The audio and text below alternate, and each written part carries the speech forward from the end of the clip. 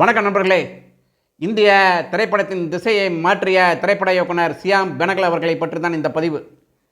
இவர் 2024 டிசம்பர் 23ஆம் தேதி அன்று மும்பையில் காலமானார். இவர் 1934ஆம் வருடம் டிசம்பர் 14ஆம் தேதி அன்று ஹைதராபாத்தில் பிறந்தார். அப்பொழுது ஒன்றுபட்ட ஆந்திரா, சென்னை மாகாணம் நிலங்கள் ஜமீன்தார்களின் வசம் இருந்தது. அப்பொழுது சாதாரண மக்கள் அனுபவித்த கொடுமைகளையும் இன்னல்களையும் இவர் தன்னுடைய படங்களில் வெளிப்படுத்தினார். இவருடைய படங்கள் முதல் 3 படங்கள் இந்தியன் கிளாசிக் சினிமா என்று சொல்லப்படுகின்ற வகையை சார்ந்தது. ஒரு படம் அங்கூர், அதில்தான் இவருடைய திறமை வெளிப்பட்டது. ஃபஸ்ட்டு படம் நிசான், மந்தன், இந்த 3 படங்களுமே இன்று வரை சினிமா கிளாசிக்கில் வகையை சார்ந்ததாக இருக்கிறது. இந்த அங்கூர் படம் வெளிவந்து ஒரு பெரிய மாற்றத்தை இந்திய சினிமாவில் ஏற்படுத்தியது என்றால் மிகையாகாது நண்பர்களே. இந்த படத்தில் தான் சபனாஸ்மி நடித்தார். அவருக்கு தேசிய விருது வழங்கப்பட்டது. இவருடைய படங்கள் உலகம் முழுவதும் விருதுகளை வாங்கி குவித்தது. இவருக்கு இந்திய அரசாங்கம் பத்மஸ்ரீ, பத்மபூஷன் விருதுகளை கொடுத்தது. அது மட்டும் இல்லை, சினிமாவின் மிக உயர்ந்த விருதான தாதா சாஹிப் பால்கே விருதும் இவருக்கு வழங்கப்பட்டது. இவர் பூனா ஃபிலிம் இன்ஸ்டியூட்டில் தலைவராக இருந்தார். இவருடைய படங்கள்லாம் பார்த்திங்கன்னா என்எஸ்டி என்று சொல்லப்படுகின்ற நேஷனல் ஸ்கூல் ஆஃப் ட்ராமாவில் படித்தவர்களையும் பூனா ஃபிலிம் இன்ஸ்டியூட்டில் படித்தவர்களையும் இவர் அறிமுகப்படுத்தினார், நடிக்க வைத்தார்.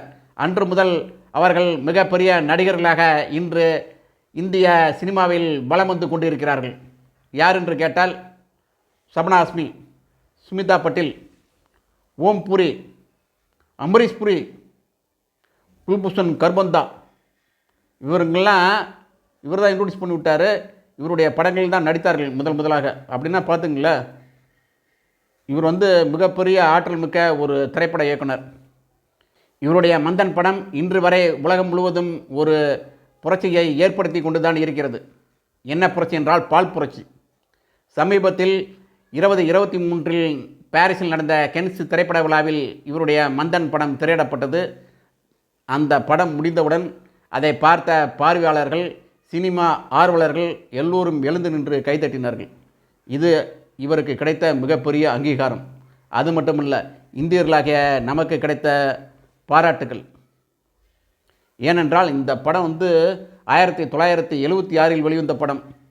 5 லட்சம் விவசாயிகள் 2 ரூபா கொடுத்து இந்த படத்தை எடுத்தார்கள். குஜராத்தில் தான் இந்த படம் எடுக்கப்பட்டது. பால் புரட்சி இந்த படத்தின் மூலம் மிகப்பெரிய அளவில் உலகம் முழுவதும் பேசப்பட்டது. இதெல்லாம் கிளாசிக் சினிமா. பார்த்தீங்கன்னா அசந்து போயிடுவீங்க. இவர் தான் சுமிதா பட்டேலை தன்னுடைய நிசாந்த் படத்தில் இன்ட்ரோடியூஸ் பண்ணிக்கிறார். அவங்க மிகப்பெரிய ஆர்டிஸ்ட்டு, அவங்களாம் ஜீனியஸு. அவங்களாம் பிரேமில் வந்தாவே போதும், அப்படியே அவங்க உடம்பே நடிக்கும். முகபாவனைலாம் வேறு லெவலு. டைலாக் டெலிவரி இதெல்லாம் நம்மளை என்னமோ செஞ்சிடும். இவருடைய படம்லாம் பார்த்திங்கன்னா ஒரு கவிதை மாதிரி சொல்லியிருப்பார். நம்மளுடைய உணர்வுகளை கண்டிப்பாக அது பாதிக்கும். எப்போ அப்படின்னா எப்போனே தெரியாது, எப்போ வேணாலும் பாதிக்கும். அதுதான் இவருடைய படத்துக்கு கிடைத்த மிகப்பெரிய வெற்றி. சும்மா நம்மளாம் படம் பார்த்து முடிச்சிடுவான். ஆனால் இவருடைய படம் பார்த்து முடிச்சுட்டு நம்ம அப்படியே சரி அப்படின்னு சொல்லிட்டு அங்கூர் படம் பார்த்தோமா சரி அப்படின்னு சொல்லிட்டு போயிடுவோம். ஆனால் அந்த படத்தினுடைய பாதிப்பு உங்களுக்கு எங்கேயாவது ஒரு தருணத்தில் கண்டிப்பாக உங்களுடைய இதயத்தில் ஏற்படும். அதுதான் சியாம் பெனகல் அவர்களுக்கு கிடைத்த மிகப்பெரிய வெற்றி. எல்லா படமும், நிசாந்த் படம்லாம் பார்த்திங்கன்னா ஆடி போயிடுவீங்க. பாருங்கள், ஒரு பெண்ணுக்கு இழைக்கப்பட்ட அநீதியை அந்த படம் முழுவதும் சொல்லியிருக்கும். பார்த்திங்கன்னா தெரியும். சுமிதா பட்டேல் செம்மையாக நடிச்சிருப்பாங்க. இவருடைய படத்தில் பூமிக்கான ஒரு படம் இருக்குது. அதை ஒரு திரைப்பட நடிகை, நாடக நடிகை, மராட்டிக்காரங்க அவர்களை பற்றிய படம் அது. அதெல்லாம் இன்றைக்கி பார்த்தாலும் ஒரு புது படமாக இருக்கும். ஆவணப்படங்களை நிறைய எடுத்துள்ளார். நேரு பற்றிய ஆவணப்படத்தை எடுத்தார். நேதாஜி சுபாஷ் சந்திரபோஸ் அவர்களை பற்றிய ஆவணப்படத்தை எடுத்தார். கடைசியாக 2023 வங்காளதேச தேசிய தந்தை முஜிபுர் ரஹ்மான் அவர்களை பற்றிய படம் எடுத்தார். பாருங்கள், கடைசி வரைக்கும் படமே எடுத்துகிட்டு இருந்தார். இன்னும் 2 படம் பாக்கி இருக்குதா இவர் கைவசம். அப்படின்னா பார்த்துங்களேன், 90 வயசுலேயும் உழைத்து கொண்டிருந்தார்.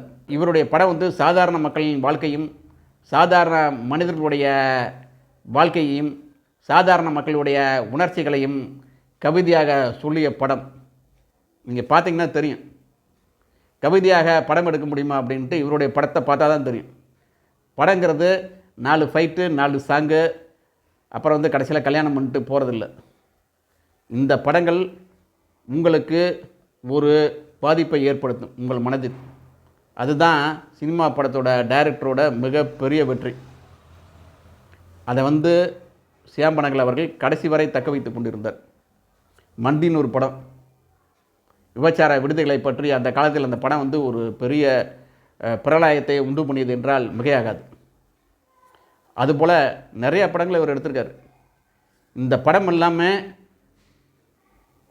பெண்ணுடைய உரிமையை பற்றி பேசுவதாக அமைந்த படங்கள். நீங்கள் பார்த்தீங்கன்னா தெரியும், அங்கூர் படம்லாம் பார்த்தீங்கன்னா தெரியும். சபனாஸ்மி வந்து செம்மையாக நடிச்சிருப்பாங்க. ஒன்றுமே இல்லை, சும்மா வந்துட்டு போவாங்க. தேசிய விருது அந்த படத்துக்கு சபனாஸ்மிக்கு கொடுக்கப்பட்டது. வேறு லெவலில் இந்த படம்லாம், இவர் எடுக்கிற படமே வேறு லெவல் படம் தான். அதனால தான் உலகத்தில் ஒரு மிகச்சிறந்த இயக்குனராக இன்று வரை பாராட்டி பேசப்படுகிறார் சியாம் பெனகல் அவர்கள். கமர்ஷியல் படங்களுக்கு ஒரு மாற்று சினிமாவை உருவாக்கி காமித்தவர் சியாம் பெனகல். இவர் சினிமா துறையில் ஒரு இயக்கம், சினிமா துறையில் ஒரு உத்வேகம், சினிமா துறையில் ஒரு சகாப்தம் என்றால் மிகையாகாது. நண்பர்களே, வணக்கம்.